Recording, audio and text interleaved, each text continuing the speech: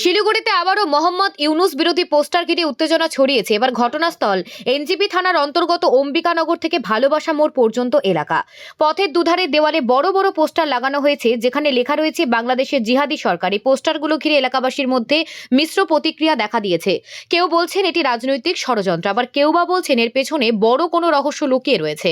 Poster দেখার পর অনেকেই বিষয়টি সোশ্যাল মিডিয়ায় শেয়ার করেছেন, যা ইতিমধ্যে ভাইরাল হতে শুরু করেছে।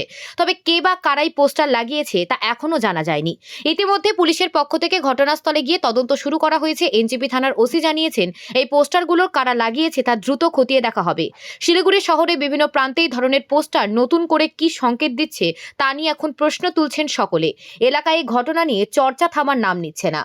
বিস্তারিত আপডেটের জন্য চোখ রাখুন নিউজ প্রাইম টাইমসের পর্দায়। প্রতিটা মোড়ের মাথায় বাংলাদেশ সরকারের বিরুদ্ধে একটা পোস্টার পড়েছে।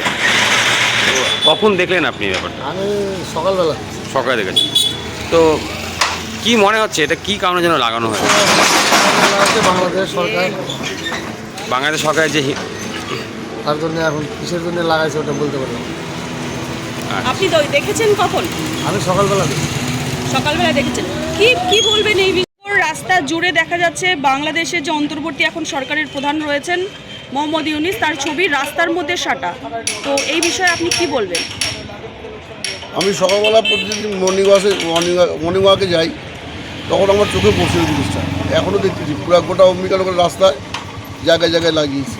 তো যারা লাগিয়েছে জিনিসটা ভালো করে নেই, কারণ এটাকে মানুষকে আরও উস্কিয়ে দিয়ে ওরা একটা মানে বিশৃঙ্খলা সৃষ্টি করার চেষ্টা করতেছে বিরোধী দল।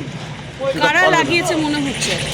লাগাবে যারা জাতি দাঙ্গা লাগাতে চাইছে সারা ভারতবর্ষ জুড়ে, তারাই